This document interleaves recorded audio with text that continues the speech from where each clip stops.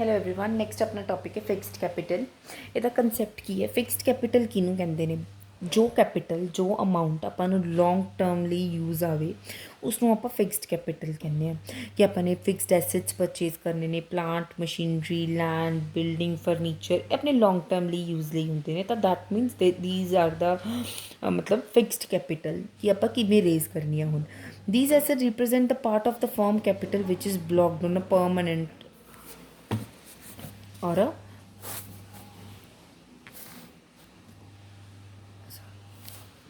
or a fixed basis, and the business does not intend to dispose of these assets, and for the reasons fixed capital is also known as block capital। ਹੁਣ ਇੱਕ ਵਾਰ ਆਪਣੀ capital ਅਗਰ ਆਪਾਂ ਨੇ land ਖਰੀਦ ਲਈ ਤਾਂ that means ਉਹ ਆਪਣੀ ਕੈਪੀਟਲ ਬਲੌਕ ਹੋ ਜਾਂਦੀ ਹੈ, ਪੈਸਾ ਬਲੌਕ ਹੋ ਜਾਂਦਾ ਹੈ ਤੇ ਜਗ੍ਹਾ ਬਲੌਕ ਹੋ ਜਾਂਦੀ ਹੈ। ਤੇ ਇਹਨੂੰ ਆਪਾਂ ਖਰਾਬ ਨਹੀਂ ਕਰ ਸਕਦੇ, ਡਿਸਪੋਜ਼ ਨਹੀਂ ਕਰ ਸਕਦੇ, ਮਤਲਬ ਮਨਾ ਨਹੀਂ ਕਰ ਸਕਦੇ ਕਿ ਆਪਣੀ ਕੈਪੀਟਲ ਇੱਕ ਤਰ੍ਹਾਂ ਦਾ ਪੈਸਾ ਆਪਣਾ ਬਲੌਕ ਹੋ ਜਾਂਦਾ ਹੈ। The fixed assets are not either fixed or attached in all cases to a particular place, nor are they fixed in a value। ਜਿਹੜੇ ਫਿਕਸਡ ਐਸੈਟਸ ਹੁੰਦੇ ਨੇ, ਮਤਲਬ ਇਹਨਾਂ ਨੇ ਕੁਝ ਦੱਸਿਆ ਕਿ ਪਾਰਟਿਕੂਲਰ ਕੇਸ ਦੇ ਵਿੱਚ ਇਹ ਕਈ ਵਾਰ ਫਿਕਸਡ ਨਹੀਂ ਹੁੰਦੇ ਕਿਉਂਕਿ ਇਹਨਾਂ ਦੀ ਵੈਲਿਊ ਜਾਂ ਮਤਲਬ ਇਨਕਰੀਜ਼ ਹੁੰਦੀ ਹੈ ਜਾਂ ਡਿਕਰੀਜ਼ ਹੁੰਦੀ ਹੈ ਕੋਰਸ ਆਫ ਟਾਈਮ।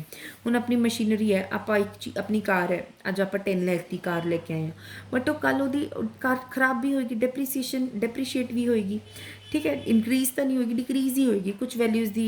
ਮਤਲਬ ਹੁਣ ਗੋਲਡ ਹੈ, ਗੋਲਡ ਦੀ ਇਨਵੈਸਟਮੈਂਟ ਆਪਾਂ ਨੇ ਗੋਲਡ 5000 ਦਾ ਖਰੀਦਿਆ, ਅੱਜ ਗੋਲਡ 48,000 ਦਾ ਹੋ ਰਿਹਾ।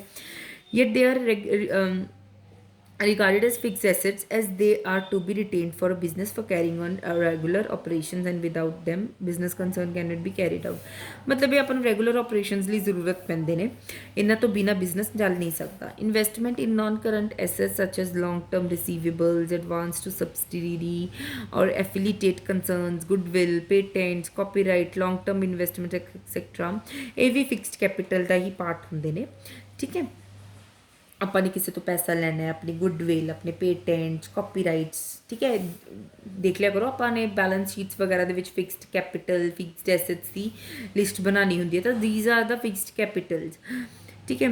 Fixed capital is required not only for the acquisition of fixed and non-current assets at the start of the business, but is also required for development। ਮਤਲਬ ਇਹ ਨਹੀਂ ਹੁੰਦਾ ਕਿ ਆਪਾਂ ਨੂੰ ਸਿਰਫ ਬਿਜ਼ਨਸ ਸਟਾਰਟ ਕਰਨ ਲਈ ਹੀ ਆਪਾਂ ਨੂੰ ਫਿਕਸਡ ਐਸੈਟਸ ਚਾਹੀਦੇ ਨੇ, ਬਟ ਨਹੀਂ, ਇਹ ਆਪਣੀ ਡਿਵੈਲਪਮੈਂਟ, ਆਪਣੇ ਐਕਸਪੈਂਸ਼ਨ, ਆਪਣੀ ਪਰਮਾਨੈਂਟ ਵਰਕਿੰਗ ਕੈਪੀਟਲ ਲਈ ਵੀ ਆਪਣੀ ਇਹ ਬਹੁਤ ਯੂਜ਼ਫੁਲ ਹੁੰਦੇ ਆ। ਫੀਚਰਸ ਆਫ ਫਿਕਸਡ ਕੈਪੀਟਲ, ਇੱਕ permanent part of a capital ਹੈ, ਠੀਕ ਹੈ। ਜਿਵੇਂ ਆਪਾਂ ਕਿਤੇ ਇਨਵੈਸਟ ਕਰਦੇ ਹਾਂ, plant machinery, land, building, furniture, vehicles 'ਤੇ। Fixed capital is procured through raising long term financial resources like share, debentures, ਜਿੱਥੋਂ ਆਪਾਂ ਨੂੰ ਜ਼ਿਆਦਾ ਪੈਸਾ ਹੋਵੇ ਆਪਾਂ ਉੱਥੋਂ ਇਹ ਮਤਲਬ ਪੈਸਾ ਲੈਂਦੇ ਹਾਂ। ਸਿੰਸ ਰੇਜ਼ ਕਰਦੇ ਹਾਂ fixed capital, since fixed capital is generally invested in fixed assets, it is not easy to withdraw it। generally ਆਪਾਂ ਇਹਨਾਂ ਨੂੰ ਫਿਕਸਡ ਐਸੈਟਸ 'ਤੇ ਹੀ ਆਪਾਂ ਲਗਾਉਂਦੇ ਹਾਂ, ਤਾਂ ਆਪਾਂ ਇਹਨਾਂ 'ਤੇ ਜਨਰਲੀ ਈਜ਼ੀਲੀ ਵਿਦਡਰਾ ਨਹੀਂ ਕਰ ਸਕਦੇ ਆਪਣਾ ਪੈਸਾ। Fixed capital is invested in fixed assets, it become the source of earnings. ਜਦੋਂ ਆਪਾਂ ਹੁਣ ਪਲਾਂਟਸ ਹੈ, ਪਲਾਂਟ ਦੇ ਉੱਤੇ ਆਪਾਂ ਮਸ਼ੀਨਰੀ ਲਗਾਵਾਂਗੇ, ਆਪਣੀ ਲੈਂਡ ਦੇ ਉੱਤੇ ਮਸ਼ੀਨਰੀ ਲਗਾਵਾਂਗੇ, ਤਾਂ ਆਪਾਂ ਨੂੰ ਪੈਸਾ ਆਏਗਾ ਕਿਉਂਕਿ ਉੱਤੇ ਆਪਾਂ ਪ੍ਰੋਡਕਸ਼ਨ ਕਰਾਂਗੇ, ਆਪਾਂ ਉੱਤੇ ਕੰਮ ਕਰਾਂਗੇ, ਲੇਬਰ ਕਰਾਂਗੇ। ਹੁਣ ਆਪਾਂ ਇੱਕ ਲੈਂਡ ਪਰਚੇਜ਼ ਕਰ ਲਿਆ, ਉੱਤੇ ਆਪਾਂ ਖੇਤੀਬਾੜੀ ਕਰਦੇ ਤਾਂ ਆਪਾਂ ਨੂੰ ਕੀ ਹੁੰਦਾ? ਬੈਨੀਫਿਟ ਹੁੰਦਾ ਉਸ ਲੈਂਡ ਦਾ। ਉਹ ਤੋਂ ਬਾਅਦ ਆਪਣੀ ਲੇਬਰ ਜਿੰਨੀ ਮਰਜ਼ੀ ਲਗਾਓ, ਠੀਕ ਹੈ। Factors determining the requirement of fixed capitals, ਕਿਹੜੇ ਕਿਹੜੇ ਫੈਕਟਰਸ ਕਿਵੇਂ ਹੁੰਦੇ ਨੇ ਵੀ ਜਿੱਥੋਂ ਆਪਾਂ ਨੂੰ ਦੇਖਣਾ ਚਾਹੀਦਾ ਵੀ ਆਪਾਂ ਕਿਵੇਂ ਦੀ ਫਿਕਸਡ ਕੈਪੀਟਲ ਨੂੰ ਆਪਾਂ ਖਰੀਦਣਾ ਹੈ, ਓਕੇ, ਠੀਕ ਹੈ। Nature of business, first point ਕੀ ਹੈ? Nature of business. ਪਹਿਲਾਂ ਆਪਾਂ ਦੇਖਾਂਗੇ ਬਿਜ਼ਨਸ ਦੀ ਨੇਚਰ ਕੀ ਹੈ। The fixed capital requirements of a business basically depend upon the nature of the business. Public utility undertakings ਜਿਵੇਂ such as electricity, water supply, railway require huge funds to be invested in fixed assets. ਜਿਹੜੀਆਂ public utility companies ਹੁੰਦੀਆਂ ਨੇ, public companies ਹੁੰਦੀਆਂ ਨੇ, ਜਿਵੇਂ electricity department, water supply, railway, ਇਹਨਾਂ ਨੂੰ ਬਹੁਤ ਜ਼ਿਆਦਾ ਫੰਡਸ ਚਾਹੀਦੇ ਹੁੰਦੇ ਨੇ ਕਿ ਆਪਣੇ ਫਿਕਸਡ ਐਸੈਟਸ ਦੇ ਵਿੱਚ ਇਨਵੈਸਟ ਮਤਲਬ ਰੇਲਗਾੜੀ ਪਰਚੇਜ਼ ਕਰਨੀ ਆ ਆਪਾਂ ਨੇ, ਤਾਂ that's not a easy process. On the other hand, trading or financial firms requires a very less fixed capital. Manufacturing concerns also require seizable fixed capital as they have to set up production facilities and invest large funds of fixed capital। ਇਹਨਾਂ ਦੇ ਵਿੱਚ public utility ਦਾ ਦਿੱਤਾ ਹੈ, trading and financial firms ਦਾ ਦਿੱਤਾ ਹੈ, ਅਤੇ manufacturing ਕੰਸਰਨਸ ਦਾ ਦਿੱਤਾ ਹੈ। ਇਹਦੇ ਲਈ ਬਹੁਤ ਘੱਟ ਹੁੰਦਾ, ਬਟ ਇਹਦੇ ਲਈ ਵੀ ਇੰਪੋਰਟੈਂਟ ਹੀ ਹੁੰਦਾ ਉਨਾ ਪੈਸਾ ਇਨਵੈਸਟ ਕਰਨਾ, ਠੀਕ ਹੈ। Thus the nature of the business determine the business ਦੀ ਨੇਚਰ ਆਪਾਂ ਨੂੰ ਦੱਸਦੀ ਹੈ ਕਿ ਆਪਾਂ ਨੇ ਕਿੰਨਾ ਪੈਸਾ ਫਿਕਸਡ ਐਸੈਟਸ 'ਤੇ ਲਗਾਉਣਾ ਹੈ। Size of operation, the fixed capital requirements of a concern are also influenced by the size of its business. Large size ਹੋਏਗਾ, ਬਿਜ਼ਨਸ ਯੂਨਿਟ ਲਾਰਜ ਹੋਏਗੀ ਤਾਂ ਆਪਾਂ ਨੂੰ ਲਾਰਜ ਫਿਕਸਡ ਕੈਪੀਟਲ ਰਿਕੁਆਇਰਡ ਹੋਏਗੀ, ਅਗਰ ਘੱਟ ਹੋਏਗਾ ਤਾਂ ਆਪਾਂ ਨੂੰ ਘੱਟ ਹੋਏਗੀ। ਚੋਇਸ ਆਫ ਟੈਕਨੀਕ, ਹੁਣ ਆਪਾਂ ਨੇ ਲੇਬਰ ਇੰਟੈਂਸਿਵ ਟੈਕਨੀਕ ਕਰਨੀ ਹੈ ਜਾਂ ਮਤਲਬ ਮਸ਼ੀਨਰੀ ਇੰਟੈਂਸਿਵ ਟੈਕਨੀਕ ਕਰਨੀ ਹੈ। Another factor that influence the requirement of fixed capital in a business in the production technique that is to be adopted in the enterprises. ਕੀ ਆਪਾਂ ਪ੍ਰੋਡਕਸ਼ਨ ਟੈਕਨੀਕ ਨੂੰ adopt ਕਰ ਰਹੇ ਹਾਂ, ਕਿਹੜੀ। ਫੋਰ ਐਗਜ਼ਾਮਪਲ, ਅਗਰ ਆਪਾਂ ਆਟੋਮੈਟਿਕ ਮਸ਼ੀਨਰੀ ਕਰ ਰਹੇ ਹਾਂ ਤਾਂ ਉਹ ਲਾਰਜਰ ਇਨਵੈਸਟਮੈਂਟ ਭਾਲਦੀ ਹੈ।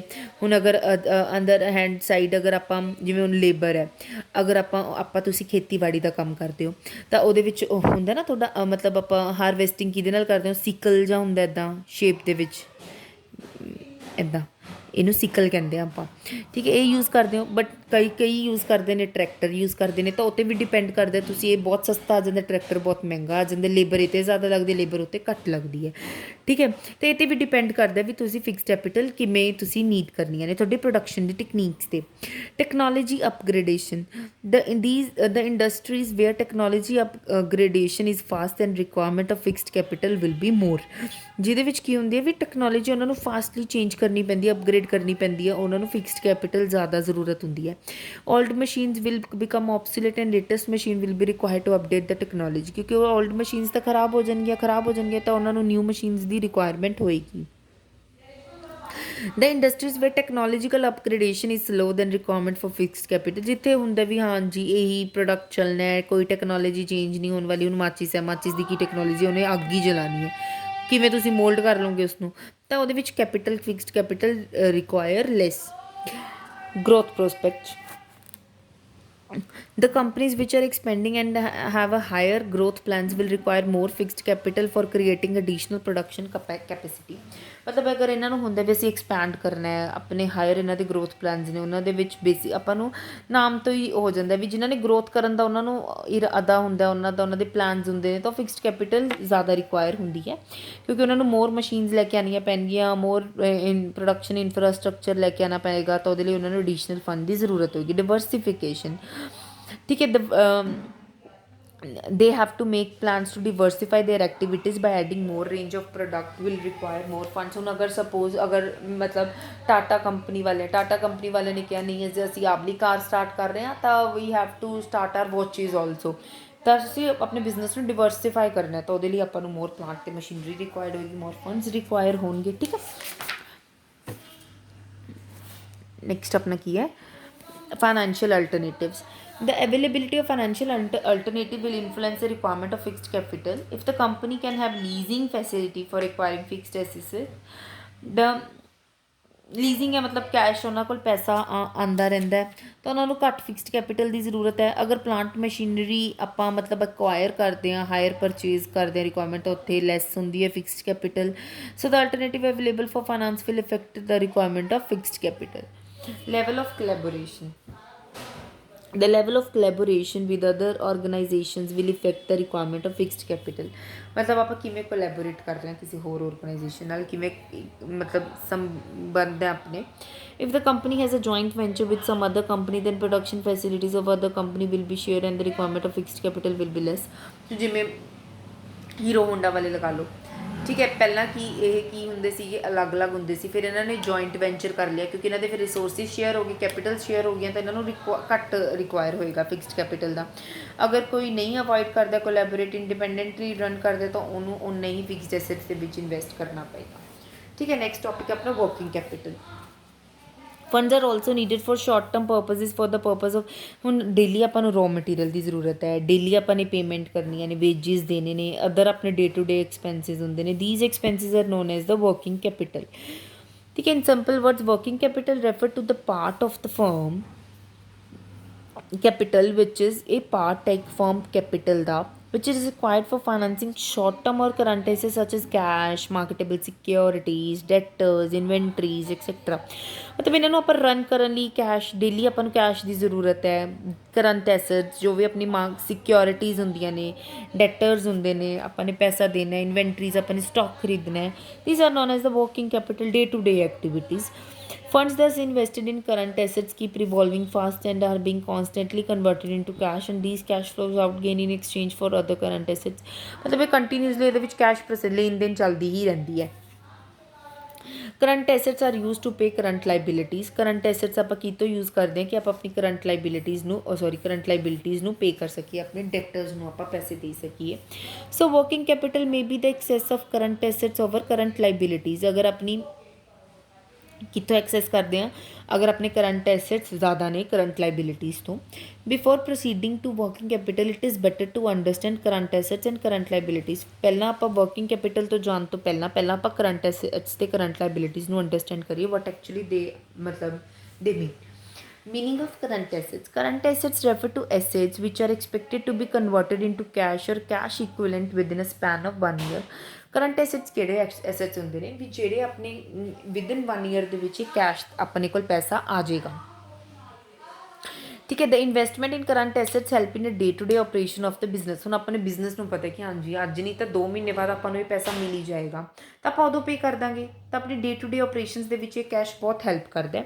A business needs current assets to meet its short term liabilities. If sufficient current assets are not available then ਇਹ ਬਿਜ਼ਨਸ, ਅਗਰ ਆਪਣੇ ਕੋਲ ਪ੍ਰੋਪਰ ਕਰੰਟ ਐਸੈਟਸ ਨਹੀਂ ਹੋਣਗੇ ਤਾਂ ਬਿਜ਼ਨਸ ਨੂੰ ਪ੍ਰੋਬਲਮ ਆ ਸਕਦੀ ਹੈ।